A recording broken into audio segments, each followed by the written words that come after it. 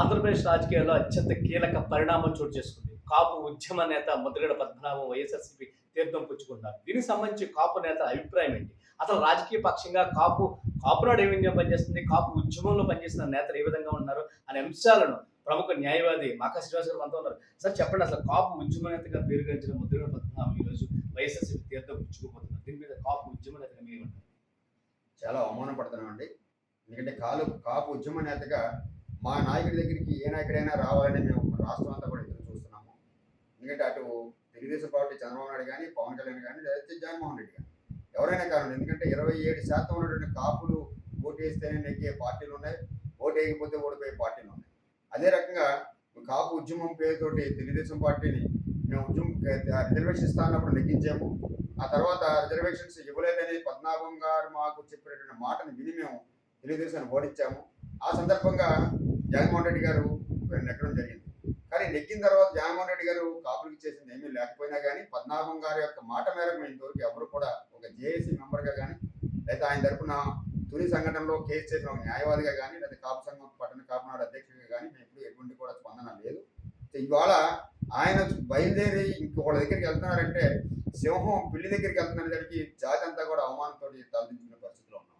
Sir, మీరు కాపు నేతగా చెప్తున్నారు. అంటే కాపు గతంలో మీకు సంబంధించి అసెంబ్లీ సాక్షిగా 2,000 కోట్ల రూపాయల కార్పొరేషన్ ఇస్తా అన్న ముఖ్యమంత్రి వాగ్దానం ఈ రోజు ఏ విధంగా ఉంది? అసలు కాపు కార్పొరేషన్ నిధులు మీ కాపు ప్రజలకు ఉపయోగపడ్డాయంటారా?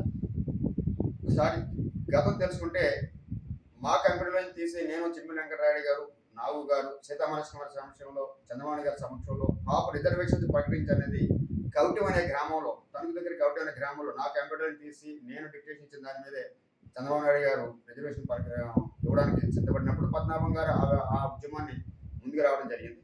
ఆ తర్వాత ఇదే తాడేపూడంలో కుడి సత్యనారాయణ గారి సమక్షంలో, అదే కుడి సత్యనారాయణ సమక్షంలో సుబ్బలక్ష్మి గారు, నేను, నాగు గారు, చిమ్మిలి వెంకటరెడ్డి గారు మళ్ళా కలిసినప్పుడు ఇక్కడ కలిసినప్పుడు జగన్మోహన్ రెడ్డి గారిని కలిసినప్పుడు ఆయన మొట్టమొదటిసారిగా చంద్రబాబు నుంచి 5,000 కోట్లు కాదు 10,000 కోట్లు నేను ఇస్తానని ఇక్కడే మన తాడేపూడి సెంటర్లోనే ప్రకటన జరిగింది. అంటే దేనికైనా సరే తాడేపూడి ఎప్పుడు కూడా సెంటర్లో ఉంది. అలాగే ముద్రగడ పద్మనాభం గారిని తీసుకొచ్చి గరిటల ఉద్యమం కూడా చేసింది కూడా తాడేపూడిలోనే జరిగింది. ఈ రకమైనటువంటి అన్ని ఏ రకంగా చూసినా తాడేపూడి కాపుకు ఒక అడ్డాగా మిగిలింది. అలాగని కాపులు ఇప్పుడు కూడా మిగిలిన కులాసులతో ఉంటూ కూడా ఇప్పుడు కూడా ఎవరితో ఇబ్బంది లేకుండా మేము చేసుకుంటూ వెళ్తున్నాము. కానీ 2,000 కోట్లు ఇస్తారని జగన్మోహన్ రెడ్డి గారు ఇవ్వకపోయినా కానీ మాకు అప్పుడు తెలుగుదేశం అన్యాయం చేసిందనే ఒక దృక్పథంతో పరిపాలన జగన్మోహన్ రెడ్డి గారు ఇవ్వకపోయినా కానీ 3-man కమిటీ వేసినప్పుడు కూడా వాళ్ళని కలిసినప్పటికీ కూడా ఎప్పుడైతే పద్మనాభం గారు లెటర్ రాసి మా అందరికి కూడా కాపు జాతికి దూరం అయ్యారో మేమందరూ కూడా నిరాశ పడి ఉండి ఈ రోజు వరకు కూడా మేము ఏ పార్టీకి వెళ్లకుండా స్టేట్ జేఏసీ అలాగే నిలబడి మరి పద్మనాభం గారి బాటలో నడవడానికి సిద్ధపడ్డాం. కానీ ఆ సింహమే ఇంకో చోటికి వెళ్తుంది అనేటప్పటికీ చాలా అవమానపడుతున్నాం. జాతి అంతా అవమానపడుతుంది. సార్, ప్రధానంగా కాపుల గురించి ఎవరు ప్రస్తావించినా పీతల సామెతగా ఎక్కువగా ప్రస్తావిస్తారు. ప్రస్తుతం పవన్ కళ్యాణ్ గారు స్టామినాతో వెళ్తుంది. ప్రస్తుతం పవన్ కళ్యాణ్ రాష్ట్ర రాజకీయాలు సాధించే పరిస్థితి. ఈ నేపథ్యంలో పవన్ కళ్యాణ్ స్టామినాను తగ్గించడం కానీ పవన్ కళ్యాణ్ ఎదుర్కొంటారు. ముద్రగడ పద్మనాభం తన ముసుగు తీస్తారంటారా? సార్, ముసుగు అనే విషయాన్ని ఆయన చెప్పాలంటే మేము కడుపు చించిన కాళ్ళ మీద వేసుకోలేము. ముసుగు అనేది ఆయన తెలుసుకోలేదు. ఎందుకంటే అప్పటి నుంచి ఆయన మీద అపవాదం ఉండిపోయింది. అలాగా ఆయన వైఎస్ఆర్ రాజశేఖర రెడ్డి దగ్గర అయితే మన జగన్మోహన్ రెడ్డి గారి దగ్గర సూట్ కేసులు తీసుకున్నారంటే మేము ఎవరూ నమ్మలేదు.